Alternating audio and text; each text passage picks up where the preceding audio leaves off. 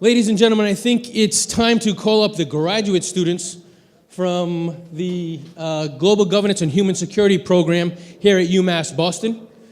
We're going to give you flash talks, 5 minutes, 4 slides, a little bit of insight into the work that we are doing and how it connects to the theme of Pan-Africa Rising.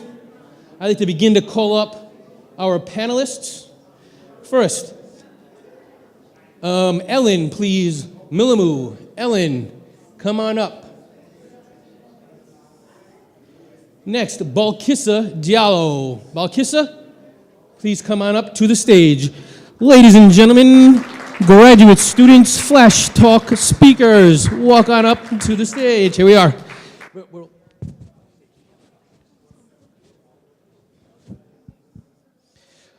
Christopher Graham, please. Christopher Graham.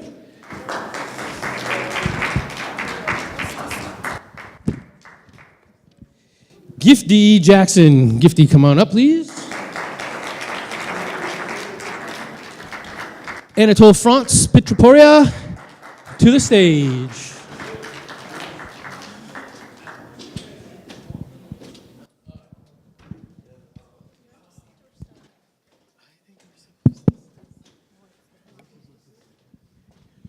Okay, ladies and gentlemen, graduate students, what we're going to do, 4 slides in 5 minutes, just give you a little bit of information about our research and how it may connect to the Pan-Africa Rising theme today. Okay, could we please have the PowerPoint?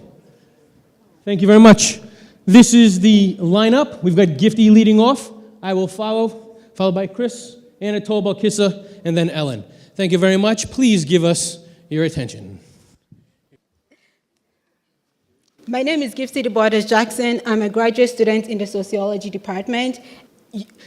Utilization of educational resources to inform post-secondary trajectories. So I'm particularly interested in this population because they have been increasing since the 1965 Immigration and Nationality Act. And since that act was enacted, the African immigrant population has grown to be 5% of the overall immigrant population in the United States. And also within the Boston area alone, they've gone from being 3% to being 12%. So at this point, I'm interested in how they're doing and particularly how the youth is doing. Also, when we speak of African immigrant, they tend to be grouped with the Black population as a whole, meaning that any Black person who is part of the diaspora. But I'm interested in disaggregating this data and just looking at that African immigrant youth and their experience because it's vastly different from other Black immigrants, particularly from the Caribbean and also other African Americans in general. And also, African immigrants tend to be highly educated. 41% of them have a bachelor's degree or higher. So I'm interested in learning whether the youth are following in their parents' educational attainment. Okay. The areas that I'm interested in exploring are their pre-migration experiences. So looking at their parents' occupation, their parents' education, and how that informs the experiences of their children prior to migrating to the United States. So what are the experiences that they had? How did their schooling shape them and give them the skills and tools they need in order to build on once they get to the United States? So once they get to the United States, I'm interested in learning the experiences that they have. How is their interactions with other peers in the school environment shaping the decisions that they do make? Okay, and how is their past experience informing the academic classes that they enrolled in? So if you were in your home country at a basic algebra class, once you migrated to the United States, are you able to continue, or are you being enrolled in an ESL class that may be below the skills that you acquired in your home country? And lastly, I'm interested in understanding how they build on their pre-migration experience, the post-migration experience, and how they use that to cultivate social capital, meaning how they use that to cultivate relationship with others around them, and how does that relationship help them gain knowledge and access to educational resources within the United States and also in their educational setting. Okay, in terms of methodology, this will be a qualitative interview of African immigrant youth, meaning that they arrived between the ages of 6 and 17 years old, meaning they had prior experience in their home country before migrating to the United States. All interviews will be in-depth, they will be transcribed and coded and analyzed by myself. And in terms of anticipated contribution, it's going to, in the literature, we don't have much information and knowledge about African social and cultural capital, particularly in relation to the United States.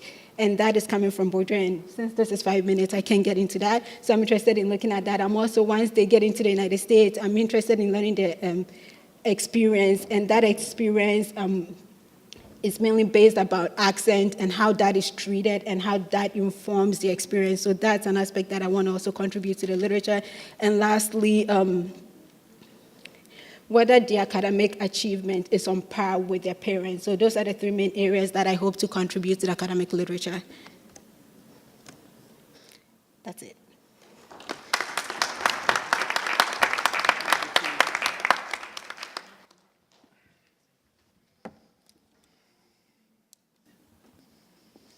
Thank you very much, Gifty.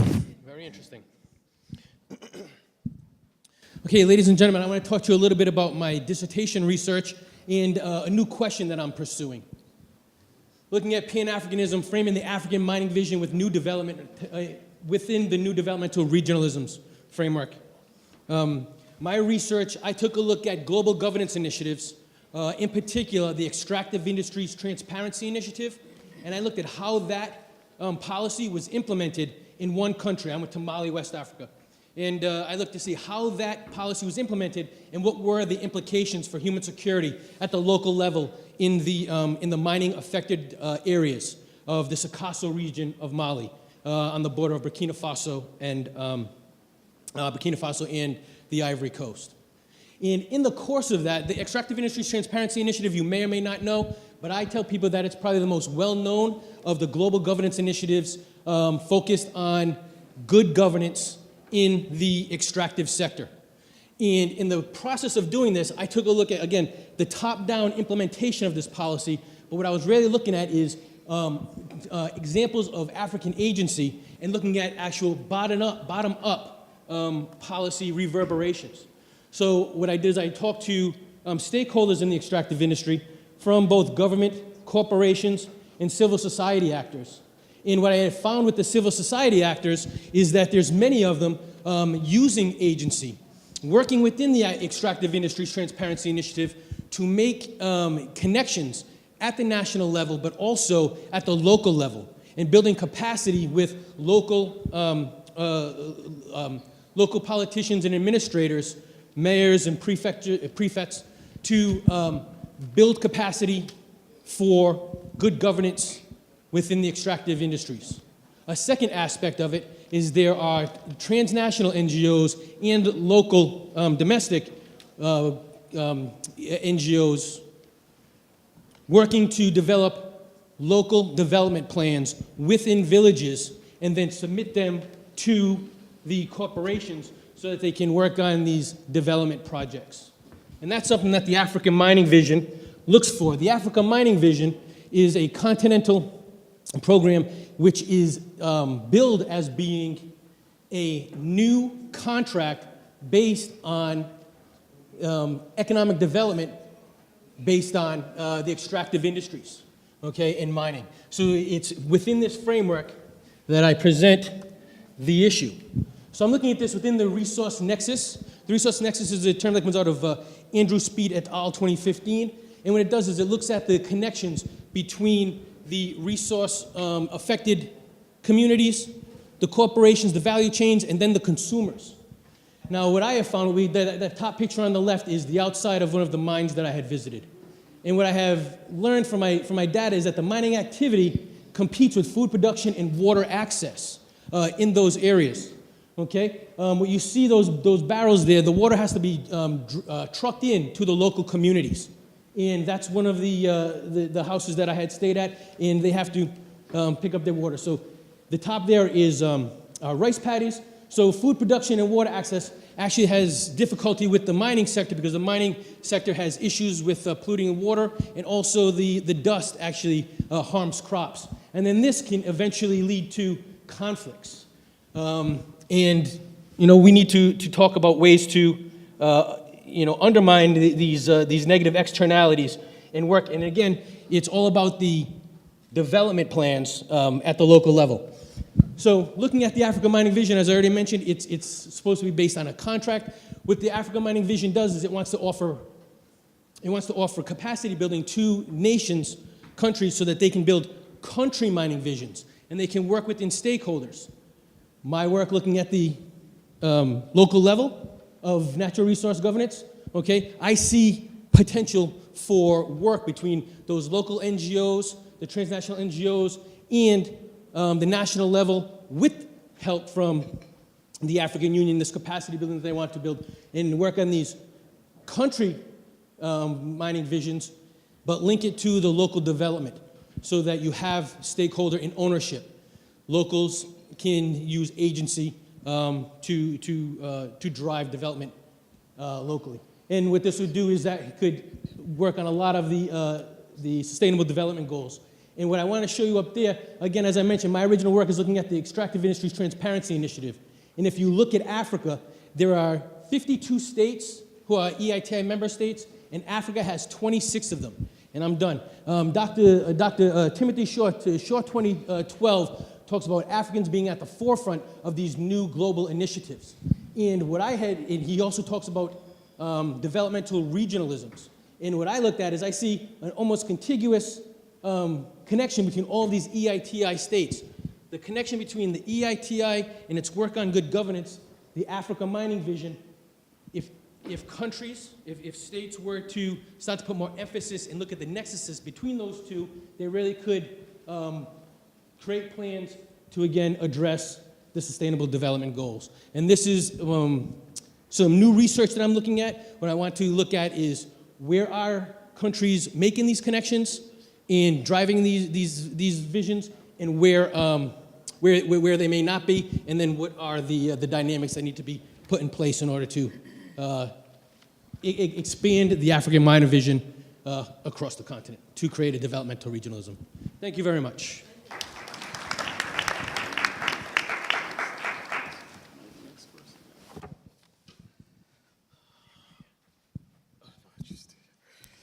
Way too nervous.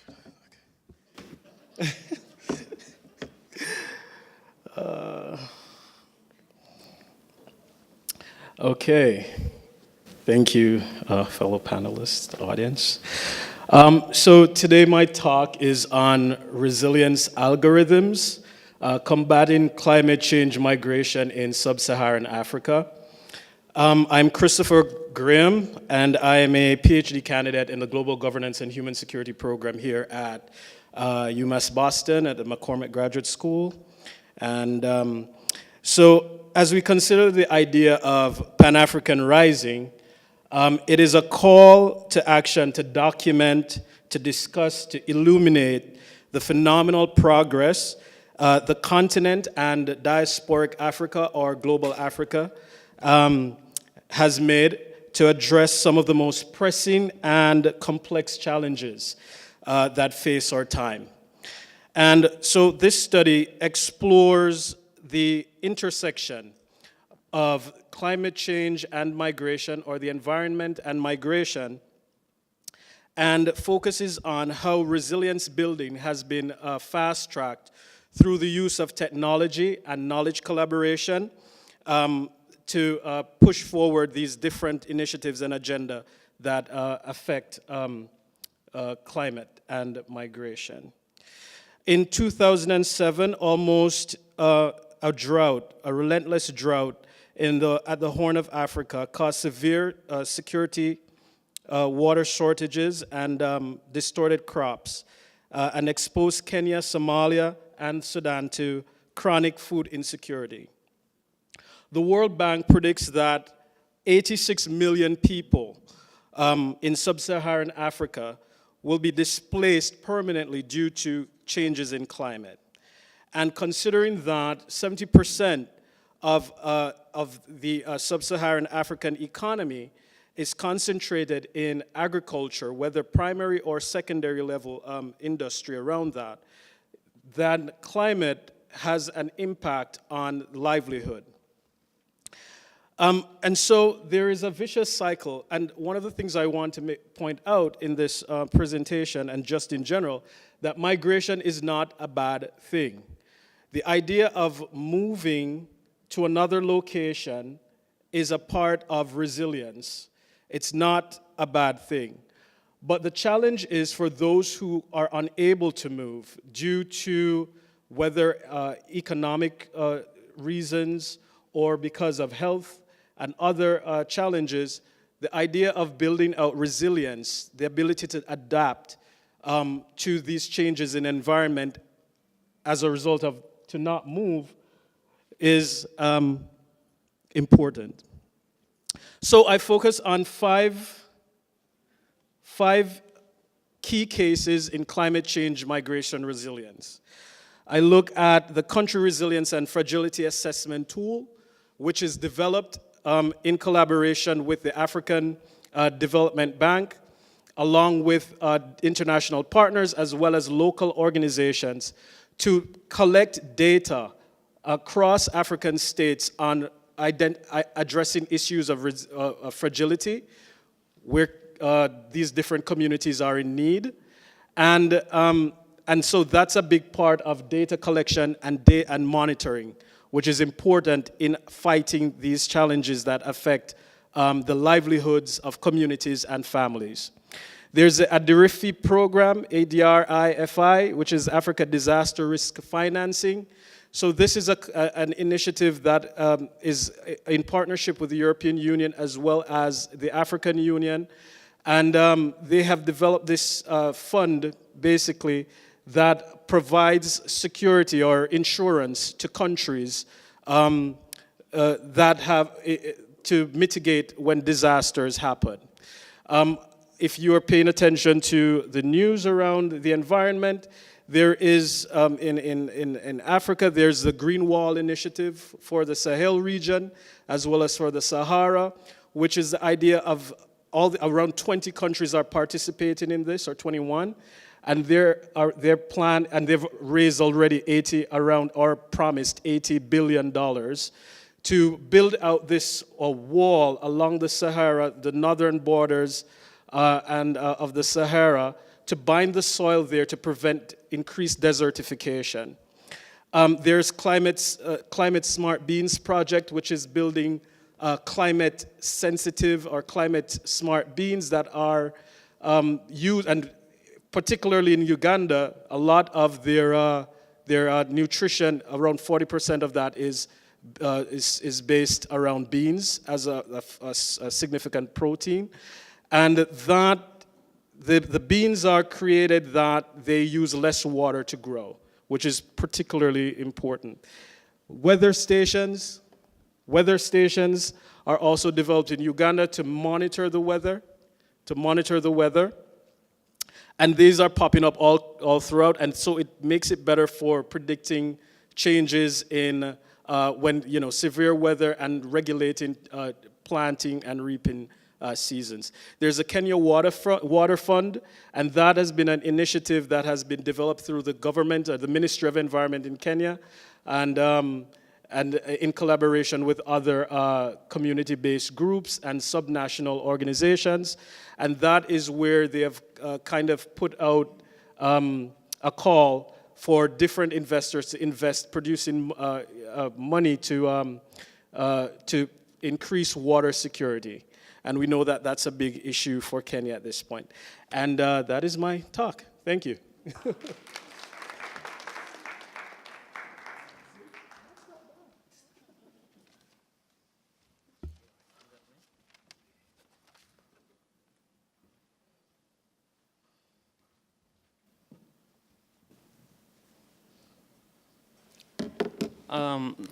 Anatole France Pitrapa.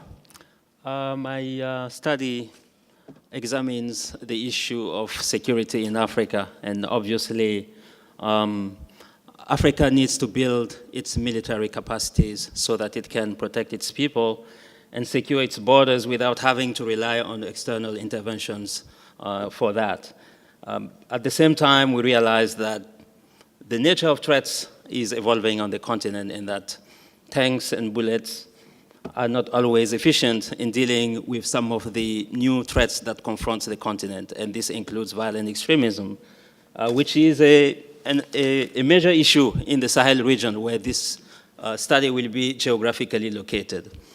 In the Sahel, the over-reliance on military operations has proven to be counterproductive over the years. In trying to look at non-military ways of dealing with the issue, this research is looking at the contribution that religious leaders, religious institutions, and specifically interfaith mediation groups can bring to the effort. And it's going to focus on the work of one of them, which is situated in northern Burkina, and it's called Union Fraternelle des Croyants. So the mission of that organization is to build a culture of tolerance between two communities mainly. First, a community of farmers and a community of cattle herders. The farmers, like me, are dark-skinned, and they are Christians in majority. The cattle herders, on the contrary, are Muslims in majority, and they are light-skinned, and they lead nomadic lifestyles. As you can see, the two need water.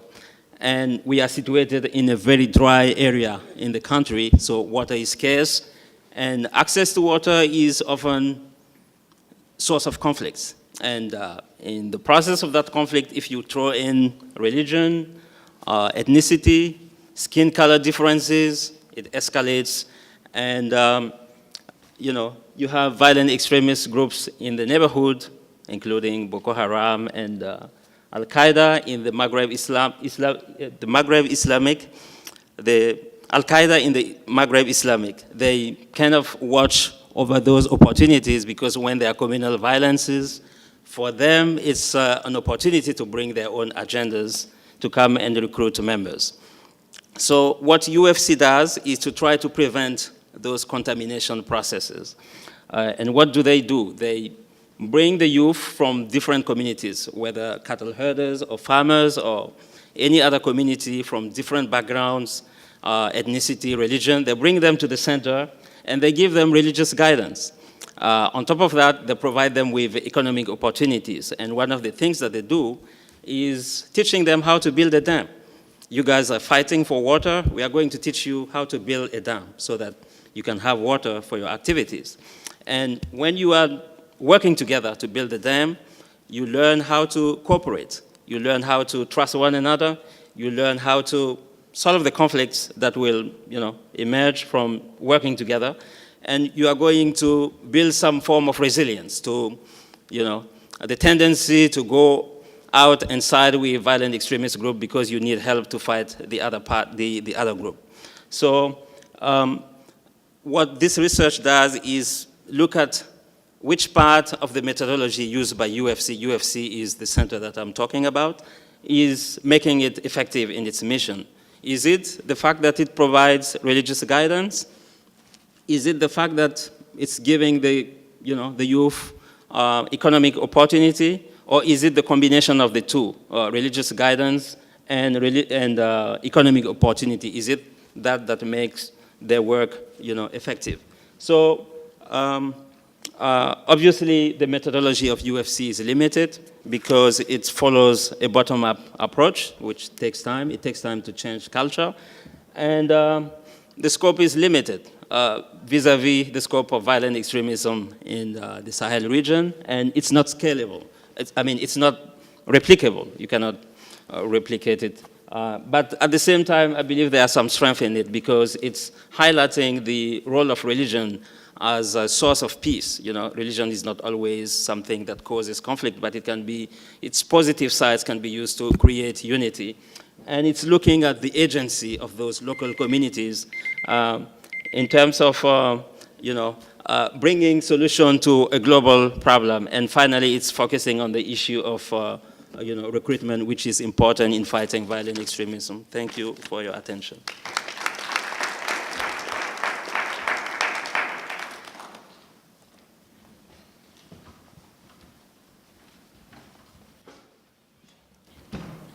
Hi, everyone. My name is Balkisa Diallo, and I'm a first-year PhD student at the Department of Global Governance and Human Security. My research look at migration from Sub-Saharan Africa to Europe, and more specifically, what factors leads migrants to pay for a deadly journey. So a little bit of background. In 2009, I decided to go to Ghana to study, and I'm originally from Niger. And I took a bus trip to Ghana, and that took 24 hours. And during that time in the bus was filled with people from Niger and also from Burkina Faso who were going to Ghana to migrate. On my way back to Niger for holidays, the bus was filled with people from Nigeria, Gambia, and Ivory Coast. And when I asked them, where are you going? Are you going to Niger? And they were like, no, we are going to Agadez because we are trying to cross the desert and then the sea.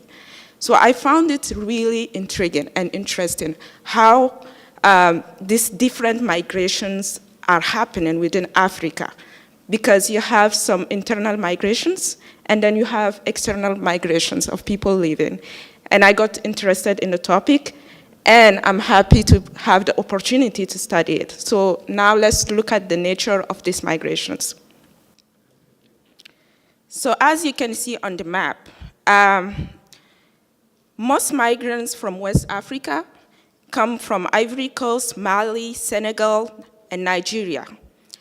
And the main hotspot for this migration is Agadez, and then they transit to Libya. And migrations from the Horn of Africa comes from Somalia, Ethiopia, and Eritrea. And the main hotspot there is Khartoum. And they have the same transit area, which is Libya, before they engage in the deadly journey on the Atlantic. So the main issue with these migrations is that there is a lot of concerns about human rights violations and the development of modern slavery. Let's not forget with the development of terrorist group in the region as well. As you can see on this map, you can see the different group that are mainly operating in the region. The red dots as ACME and affiliates, and Boko Haram, the Islamic State, and other groups. So you have all this happening in the same region at the same time, which is a big issue. So in the past, most policies to help stop those migrations focus on the securitization of borders by investing in countries that like Libya or Northern Africa to help stop migrants from migrating. But recently, most policies focus on mainstreaming development and migrations, that is creating opportunities in those countries to help stop migrations. But the question is, does aid deter migrations? So here's come my research, and remembering my question, what factors lead people who do not face hardship to migrate, economic hardship, to migrate through smuggling channels towards Europe? Considering, looking at the Pan-African rising concept, I'm looking at the relationship between the informal economy in Sub-Saharan Africa and these migrations. And I'm planning to use an ethnographic study, and my location will be in West Africa. Thank you.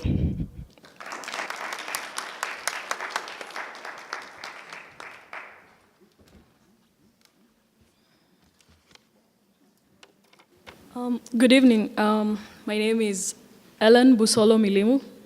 I'm a PhD student with the Global Governance and Human Security Program. And my topic is the role of sports diplomacy in African international relations. I think when you think of players like Mo Salah, we think Liverpool. When we think of Yaya Toure, we think of Tottenham, Man City. When we think of Victor Wanyama, we think of Tottenham Hotspurs. But these players come from Africa. They're from Kenya. The same situation which was addressed in the panel of was the World Cup an African World Cup or was it France World Cup? This is what leads me to talk about this topic. I've always been interested in sports. And for me, I'm a player. And if you're from Africa, you know the first sport you're put into is football. You call it soccer here, but we call it football. And for me, I always wanted to play football, but the structures were not there. So this led me to just look for another way to explore it, and I did this through academia. And everyone who has spoken before me has talked about issues that impact Africa. And when we think about sports, all these issues come under one umbrella. We're talking about migration. We call it muscle drain in sports. Our athletes migrate to other countries. When we're talking about resources, Africa has young people. I think there was a UNDP report that stated that Africa has the youngest population in the world, ages ranging from 15 to 24. That's a resource that is not being utilized. Africa is being inhospitable to its youth. We are not giving them an opportunity to explore their talents, to explore their skills. And when I say that, I mean that in areas such as sports, we don't have infrastructure that supports our young people to be able to represent their countries without thinking of migrating to other areas. In 2013, the UN labeled Africa a ticking time bomb. This was because of the high unemployment rates of the young people in the country.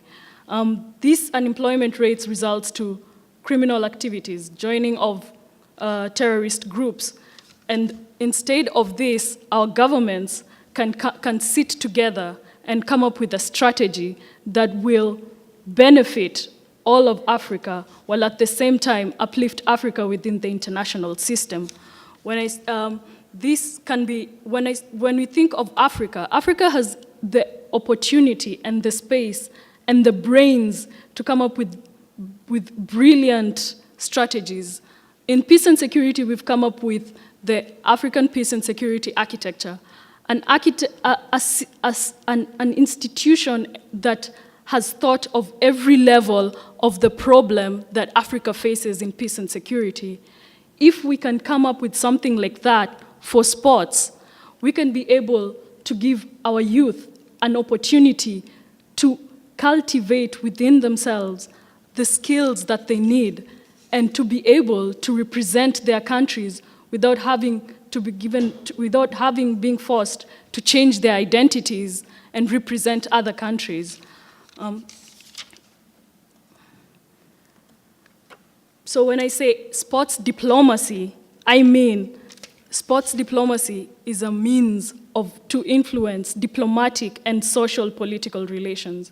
Once Africa can be able to build its structures, it can be able to use sports as a tool of improving and refining its image. We will be able to set our own agendas. We tell our own story the way we want it to be told. We can be able to promote trade and tourism. In Kenya, we have an area in Eldoret called Iten.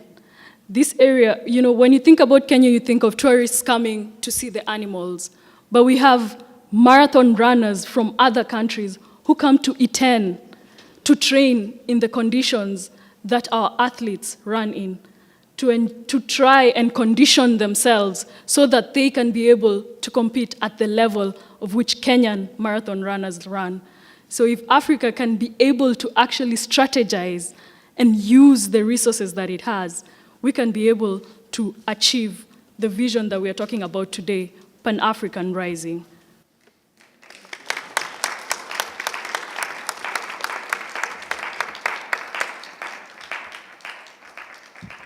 Okay, everyone. Thank you to all our panelists. We're now going to open the floor to questions. Any questions?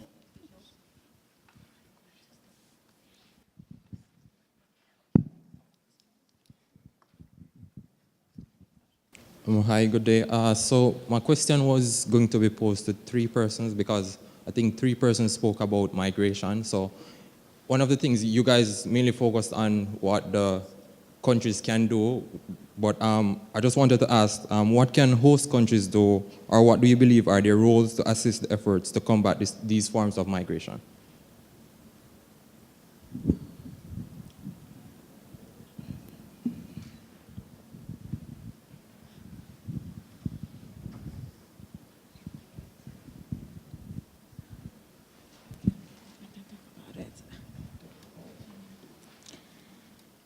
So I think saying combat this type of migrations is a term that I don't like because I feel like migration is a natural thing, is part of being human, part of moving when things are not right.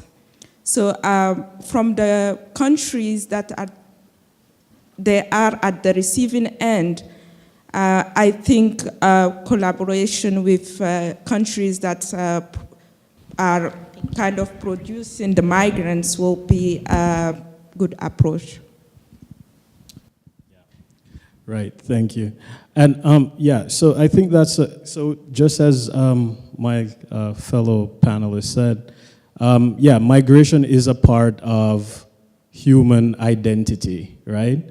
So the idea that that migration is seen as a problem is not something that clearly depicts the whole, well, should not dominate the narrative.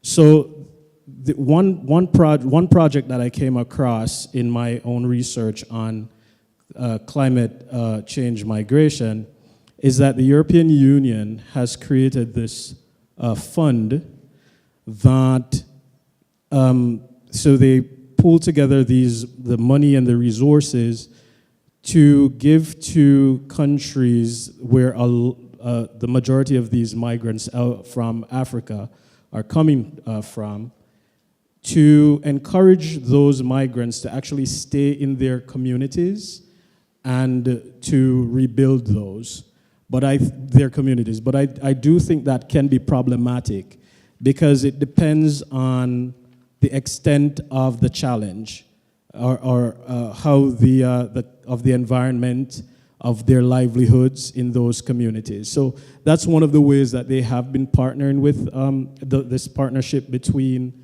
the European Union or the Swiss Development Bank or the Dutch Development Bank.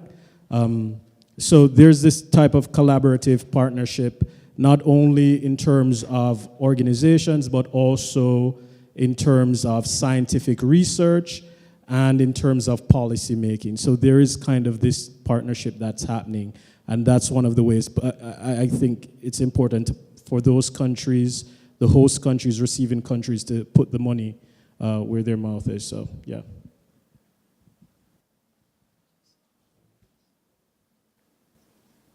Okay, next question.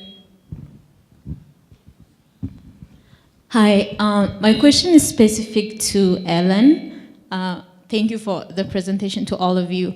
But I'm asking this question because you talked about a topic that I feel quite passionate about, and you also mentioned that you're a sport player, which is great.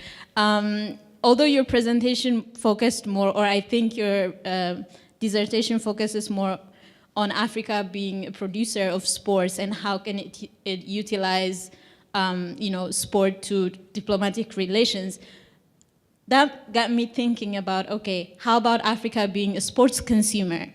As much as we produce the most athletic people, the most strong fighter-spirited people, we also consume a lot of foreign sport, i.e. the the British League. I think we're the most passionate when it comes to consuming. So have you had the chance to kind of maybe compare and contrast Africa as a consumer of sport versus Africa as a producer of sport? Thank you.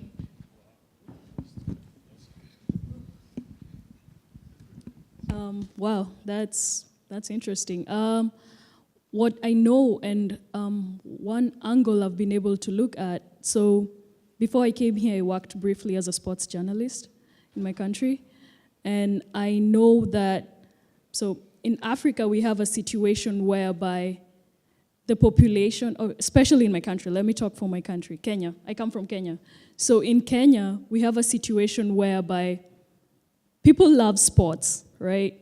But then games are not being played in an area that is safe enough for people to watch. So first of all, privilege is given to men when they play. So men play in stadiums, and even as you go to a game as a fan, it might lead to stones being thrown. Like, it will lead to violence at some point because people are passionate enough. And stadiums, this leads to stadiums not being filled.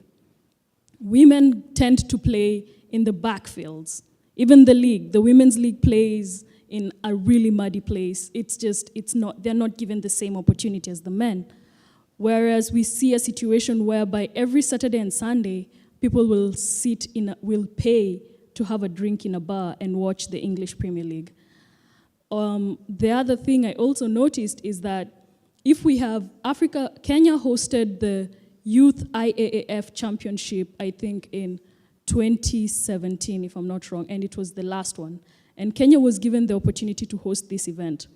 What our government did, since they didn't involve Kenyans in the process, Kenyans complained a lot on social media, and the government decided to make it an open event. What they didn't expect was that the stadium will be filled. So for 5 whole days, the stadium, people came to watch Kenya compete. People came to see Kenya play. And these are the situations I'm saying. The English Premier League has marketed itself in a way that it is accessible. Kenya has no strategies. Africa has no strategies to position its product in a way that is consumable. So it's not that Africans don't want to consume African sports. It's that the packaging of African sports has not been put in a way that it is consumable. Okay, and now for the last question. Me? Okay. That's great. You guys are doing a great job. Gifty, one for you. I'm wondering if, in your research, if it matters, if there are differences among the African immigrant youth about their relative sort of identification with or separation from African American identity, like the sort of notion of the kind of how the generation sort of has any views there. And to the rest of you, I am wanting to know how you are experiencing being at an American university and thinking about how you go back and forth to do this research and sustain your interest and commitments to the issues you care about back home. Okay, Gifty first, and then everyone else, quick responses, please. Okay, so I am looking at how they identify themselves, which is part of the experience they have post-migration, and that will also include the type of friendships they have. So if you're interacting more with other immigrants, that may determine how you identify yourself. But if you have a variety of friends, that will also impact how you identify yourself. And if you see yourself more as an African or more as an African American based on your experience, how does that shape just how you think, right? And how does that shape the relationship you do have in regards to the teachers, the students, and how does all of that inform access to the resources that you need post high school? Okay.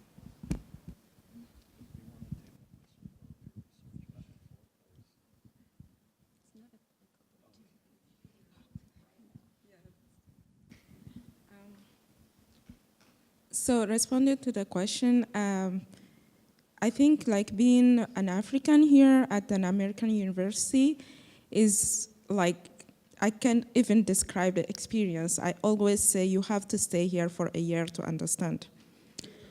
It's not something I can put into words, but it's an experience because it's just like having this outside perspective, looking at Africa from a different eye is really useful. It puts everything into context. It make me understand a lot of things, and it's a lot, but it's an experience as well. And the question about how to keep up with the research as an African scholar coming from an American university, this is always a challenge because it's easy to build up an ideal image of what the research will be and being idealistic and say, oh, it's going to be like this, but there are a lot of challenges. And I think the most important part of this is being aware of those challenges and being flexible and not just open-minded, flexible. Yeah. Okay. I think for my case, I'm post fieldwork, so I'm back from dissertation work, and the presentation I gave here is actually something that I'm developing into a paper, hoping to publish on that. But I'm Jamaican, and so I'm right. Wait, and so I'm writing on Africa, studying in an American university, being Jamaican, and then also writing about Africa. I'm like, so the perspective of the African diaspora, the perspective of a Jamaican in an American space, writing on, it's very complex, and one of the things for me is important to understand nuance and context. So in my own research, it's something that I zone in on very carefully, understanding nuances and understanding context, and constantly putting myself into that reflective perspective as I write, as I collect information, and how I interpret that information with a lot of academic integrity. Thank you. Well, thank you for the question. I did have the opportunity to go back home last summer and to run some preliminary interviews with various people, citizens, officers, members of the government with regard to the issue that I am examining in my research, and I didn't get the impression that anybody knew what to do and how to deal with the issues. So having some kind of distance, geographical and even epistemological, from the the area of my research gives me some perspective a little bit, but it doesn't go without problems, because going back to Mali or to Burkina with a UMass ID card, talking about terrorism and violent extremism, I might look like a spy, and working for some American agency or something. So that might be, some difficulties. But at the same time, I come from a French-speaking country, and there's a culture of connection with France. So how come you're not studying in France? You are bringing American ideas. So there might be some issues there, but I'm very happy to, have the opportunity to kind of reflect on those issues in the university that I chose to be. So, thank you. Being a student in the U.S. for me is every day there's something new.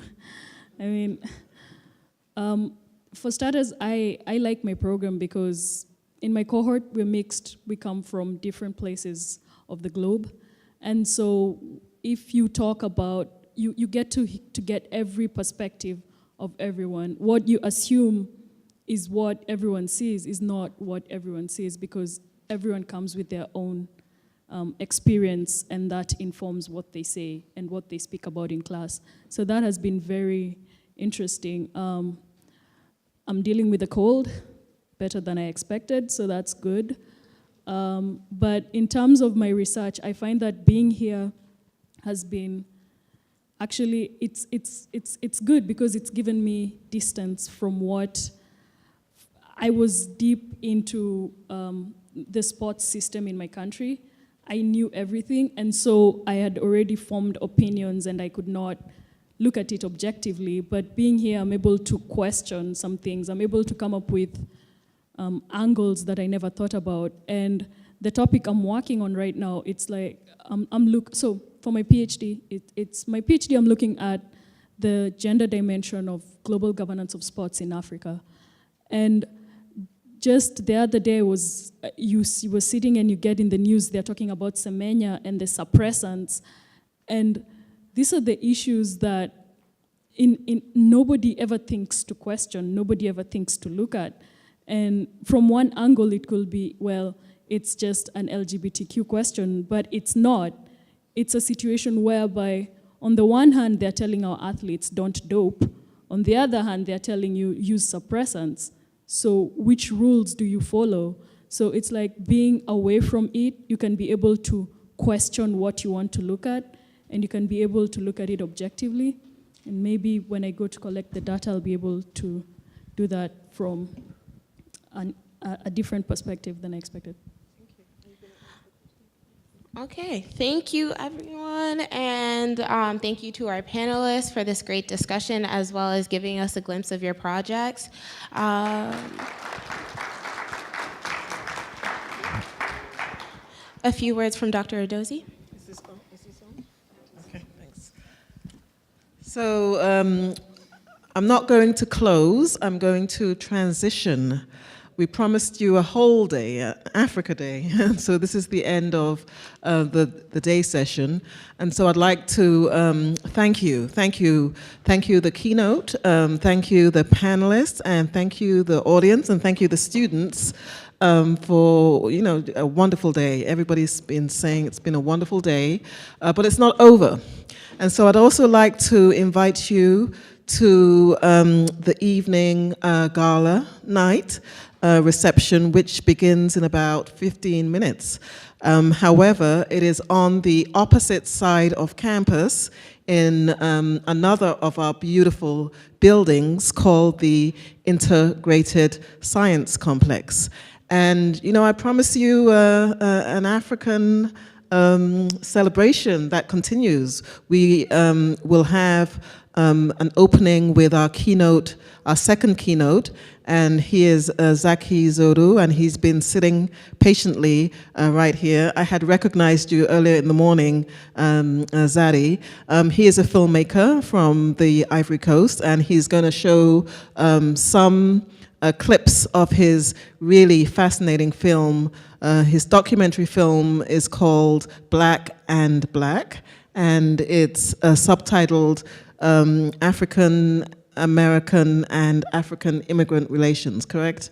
Okay, so he's going to give a 30 to 45 minute discussion of that film and African ancestry in reverse. So please come out for that. But not just that, we're going to have Africans doing what they do, which is African dance from Afrobeat dancers as well as African traditional dancers, young kids. They're called Origination. They're just fascinating. And then we're going to have an opportunity to for you to dance, all right? You have to participate. And so, I want to see you do your dance moves with African music. So that's all from about 6:50 to 9:30. As I said, it's not over, it's just transitioning. Do the MCs want to say something? And more food. Look at that. More food, of course. We're going to feed you some more. But this time we have Somali food, and we have some more jollof rice. More Nigerian food, suya this time. So to my MCs who will officially close out the ceremony, do I give it over to you? Okay.